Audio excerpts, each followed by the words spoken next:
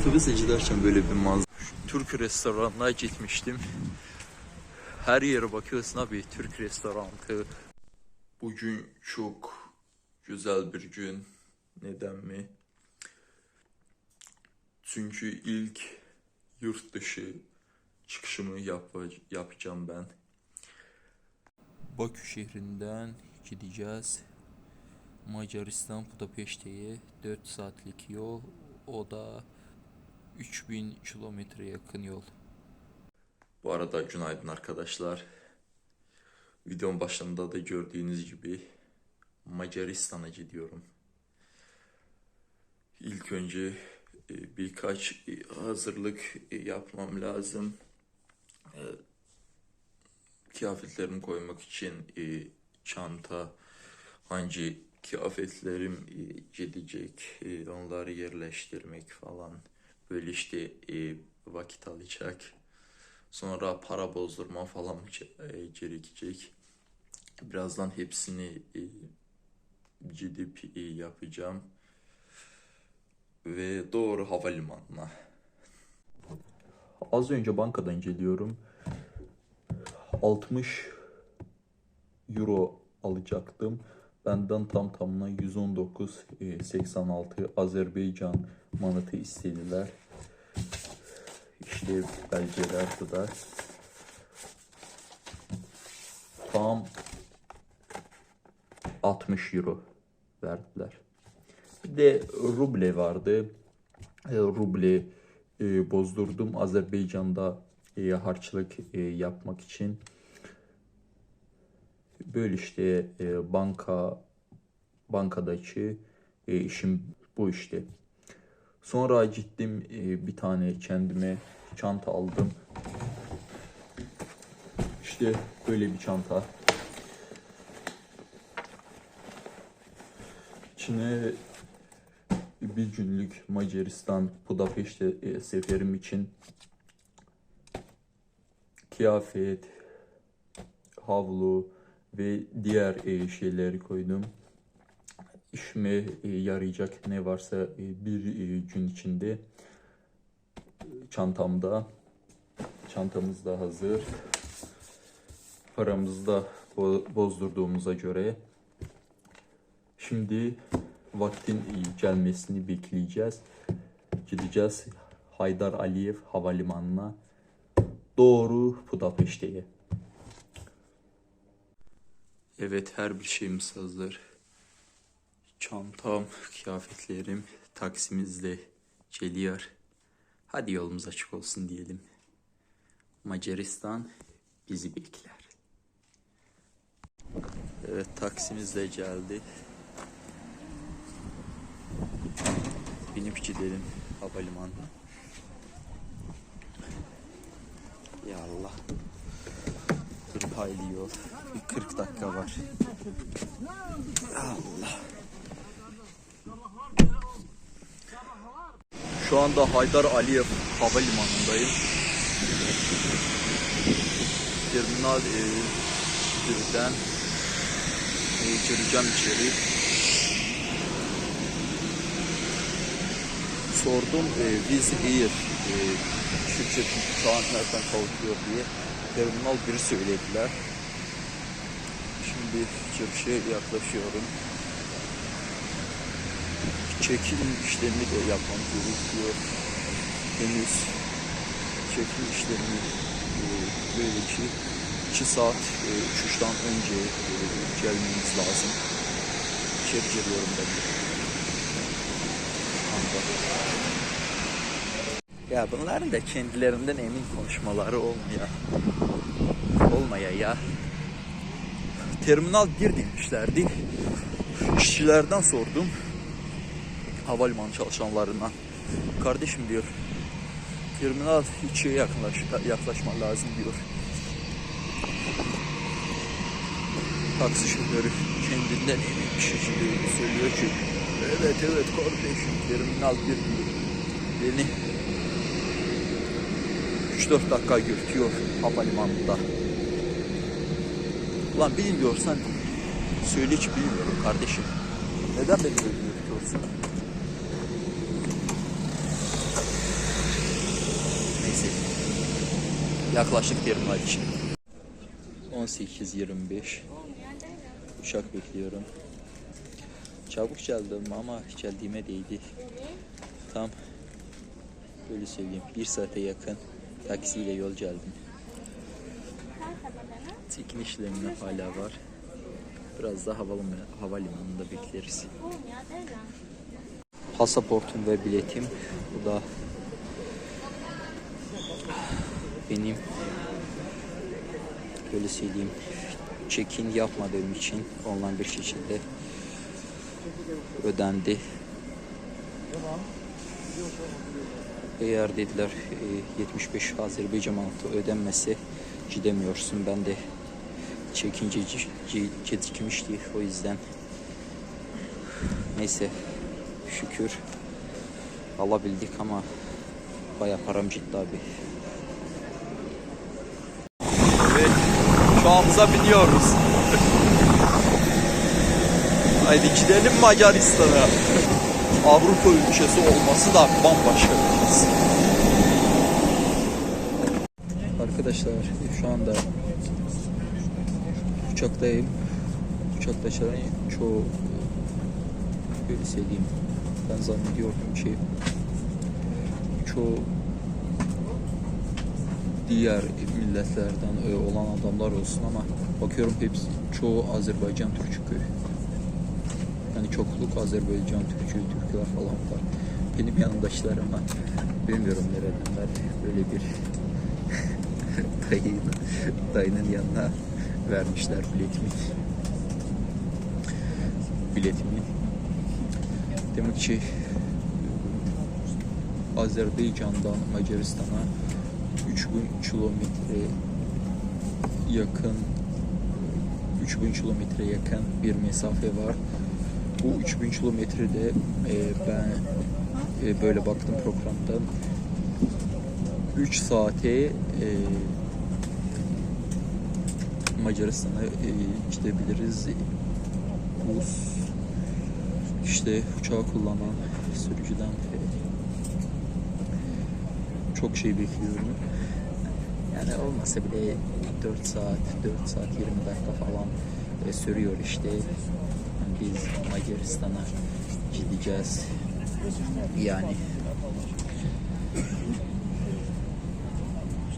check-in işlemi bir de yapmadım diye onu söylediğim gibi 75 manat beni cezalandırdılar.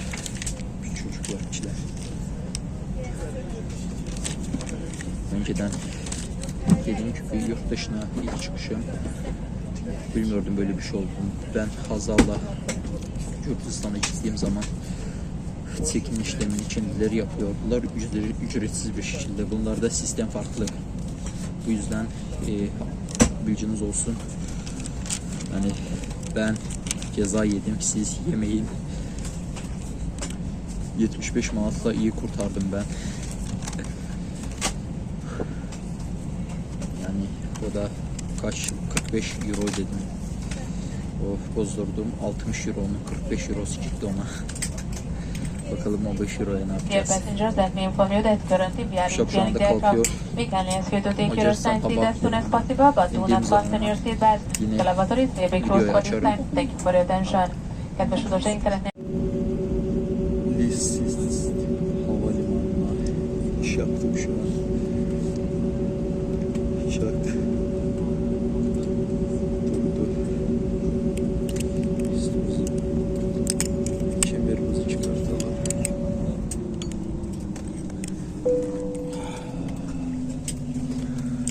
Nihayet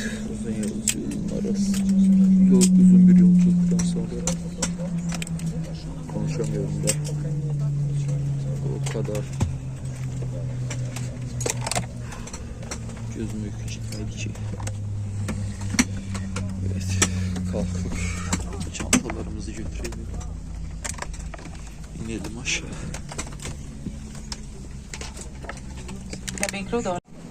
Evet, iniyoruz şu an. Goodbye.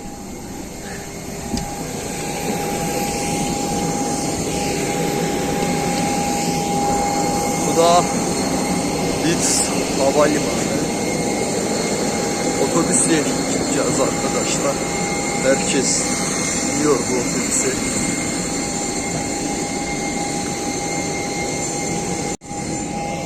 Hadi otobüse.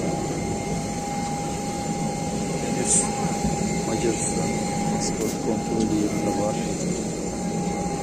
Macaristan pasaport kontrolüne gideceğiz. İnsanlar var. İyi oldu ya. Bu yağmurun altında kalmadık.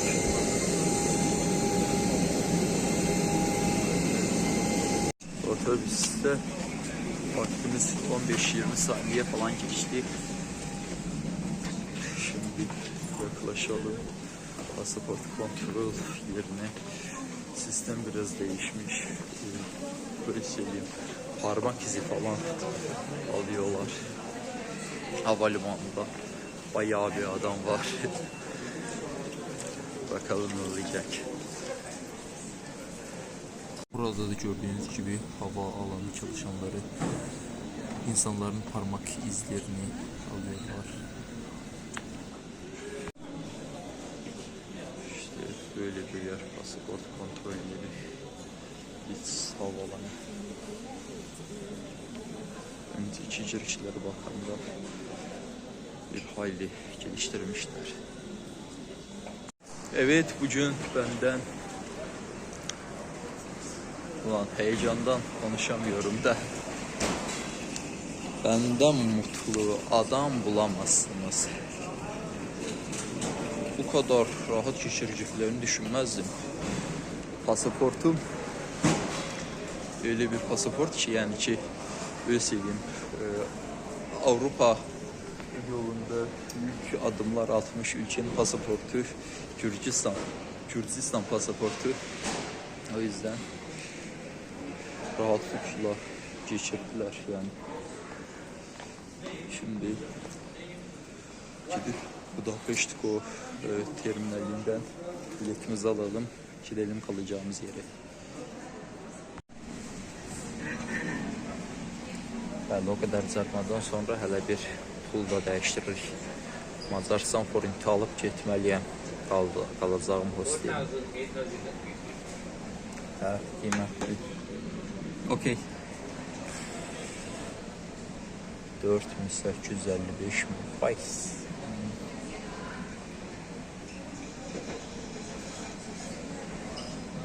Ya. O kadar ne yapayım lan ben?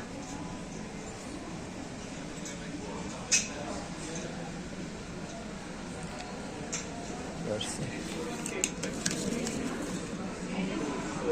Evet arkadaşlar, 15 euro bu kadar forint yaptı bizim yol paramız, gidip gelmek için hostelimize.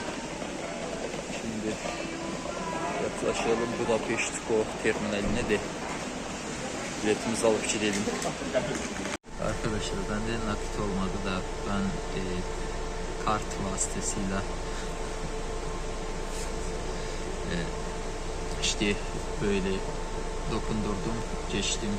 Şu anda otobüsteyim. Kalacağım hostele gideceğiz. Buradan ben baktım 40 dakikadan çok yol.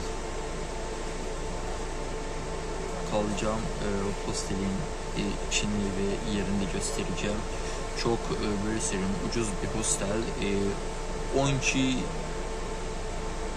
12.80 euro çıktı. Çok güzel bir yer gibi görünüyor fotoda. Şimdi böyle diye göstereceğim sizlere. Bu Macaristan yağıyordu. 4 saatten çok uçuş. Uyuyabilmiyorsun. Yemek bir kenara koydum. Bir şişe suyu abi 3 euroya veriyorlar. Böyle şey olur mu? Vizir. Ama böyle gidiş için ucuz yani. Otobüse giderken böyle bir manzarayı çekeyim ya. Budapeşte'nin sokakları işte. Bir de gördüğünüz gibi bomboş otobüs. Bir tane Azeri arkadaş vardı, bana otobüs biletinde yardımcı oldu. Ben Budapest oradan alacaktım bilet, böylesiydi. Tabii kartla oluyordu, yani cash kabul edilmiyordu. Yalnız bank kartı istiyordu. O yüzden biraz yollar için gördüğünüz gibi sokaklar bu halde. Buraya yani başkent, ben baktım. Şimdi havalimanından biraz yücelmişiz taraflara, merkeze doğru. Gürcistan'ın başkenti Tiflis gibi, yani ki duvarlarda böyle yazılar falan, ne bileyim, binaları eskisi gibi olması, yeni binalar olmaması, işte böyle bir şey yani. Bakın, size görüyorsunuz. Böyle söylentiler vardı ya. İşte gördünüz, çöp torbaları kabların içinde. Yani Macaristan, Avrupa kirli bir yer değil. Gayet hijyenik, ben söylüyorum sizlere. Ay ne bileyim, sosyal medya reality falan paylaşıyorlar. Katiyen inanmayın, o böyle söyleyeyim, başka ülkelerden gelen adamlar işte kendileri yapıyorlar, öyle ya da kendileri yaşıyorlar diye öyle çöpleri falan atıyorlar.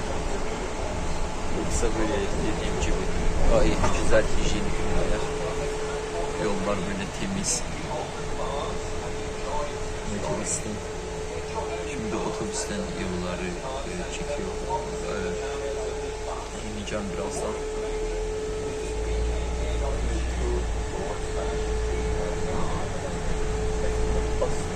Metrosu denen yerdeyim ben.